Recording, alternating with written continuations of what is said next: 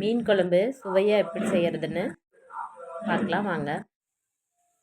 அதுக்கு சின்ன வெங்காயம் தேவையான அளவு தொளிச்சிக்கலாம். அதை ஒரு வானலியில் எண்ணெய் ஊற்றி நல்லா வதக்கிக்கலாம். அதோடு ஒரு தக்காளி மீடியம் சைஸு போட்டு அதோட கொஞ்சம் கருவேப்பிலை போட்டிங்கன்னா ரொம்ப டேஸ்ட்டாக இருக்கும். கொஞ்சம் தேங்காயும் சேர்த்து நல்லா வதக்கி விட்டுக்கலாம். பூண்டு, பட்டை, கிராம்பு இது எல்லாமே சேர்த்துருக்கேன். எல்லாத்தையும் நல்லா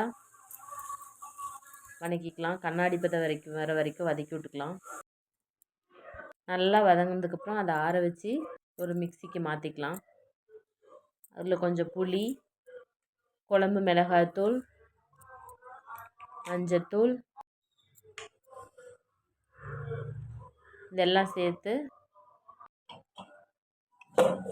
நல்ல பேஸ்ட்டாக அரைச்சிக்கலாம்.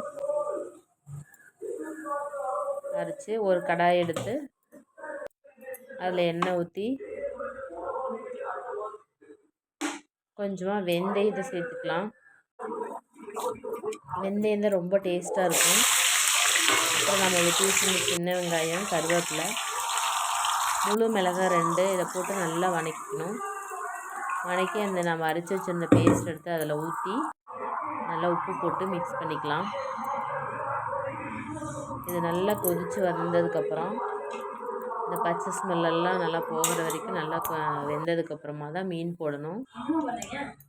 நம்ம சுத்தமாக கழுவி வச்சுருக்கிற மீன் எடுத்து அதில் போட்டுக்கலாம். மீன் 5 நிமிஷம்தான் வெந்துடும். அதுக்கு மேலே வெந்துச்சுன்னா மீன்லாம் பிரிஞ்சு வந்துடும். அதனால் 5 நிமிஷம் மட்டும் போட்டு மூடி வச்சுட்டு இறக்கிக்கலாம். சைட்லேயே நம்ம மீன் ஃப்ரை பண்ணி எடுத்துக்கலாம். இந்த பொரிச்சு வச்ச மீன் குழம்புல இருக்கிற மீன் கொஞ்சமாக சாப்பாடு போட்டு சாப்பிட்டோம்னா சுவையாக டேஸ்ட்டாக இருக்கும். பிடிச்சிருந்தா லைக் பண்ணுங்கள், ஷேர் பண்ணுங்கள்.